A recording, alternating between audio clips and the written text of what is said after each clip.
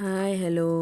ఏం లేదండి, నేను ఇప్పుడు అనంతపూర్లో లలిత కళా పరిషత్లో స్టాల్ పెట్టాను కదా. నైట్ శివరాత్రి రోజు టైం అయిపోయిన తర్వాత క్లోజ్ చేసినాక మా స్టాల్ని బయటికి వెళ్దామని నాన్న తీసుకెళ్ళాడు. బయట శివలింగాల్ని ప్రతిష్ఠించినారు, చూపించుకొని వస్తాను రా అని ఓం శాంతి వాళ్ళు నిర్వహించారంట. మన చెన్నకేశ్వర రెడ్డి స్వామి టెంపుల్ ఉంది కదా మన అనంతపూర్లో, అక్కడ పెట్టారు.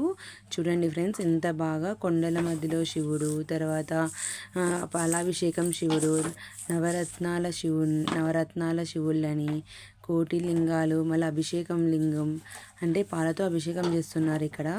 తర్వాత నవరత్నాల లింగాలు వస్తాయి చూడండి. నెక్స్ట్ ఇదో చూడండి, ఇవి నవరత్నాల లింగాలు.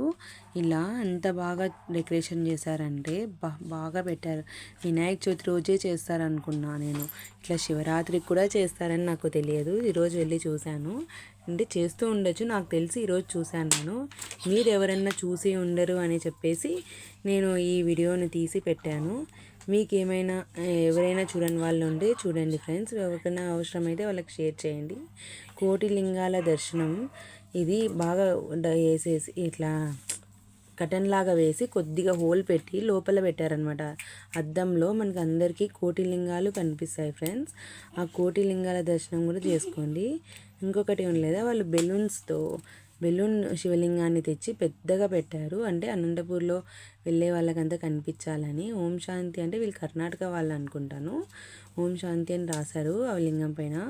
తర్వాత స్టేజ్ దగ్గర కింద చిన్న చిన్న లింగాలు పెట్టి దానిని అభిషేకించి పూజలు చేశారు. తర్వాత పుట్టలో నుంచి శివుడు వచ్చినట్టుగా ఎంత బాగా క్రియేట్ చేశారో చూడండి ఫ్రెండ్స్.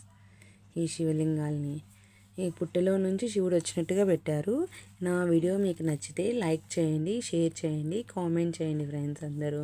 చూడండి, పుట్టలో నుంచి శివలింగం వచ్చారు. ఓకేనా? Thank you friends. సబ్స్క్రైబ్ కూడా చేసుకోండి ఫ్రెండ్స్ అందరూ.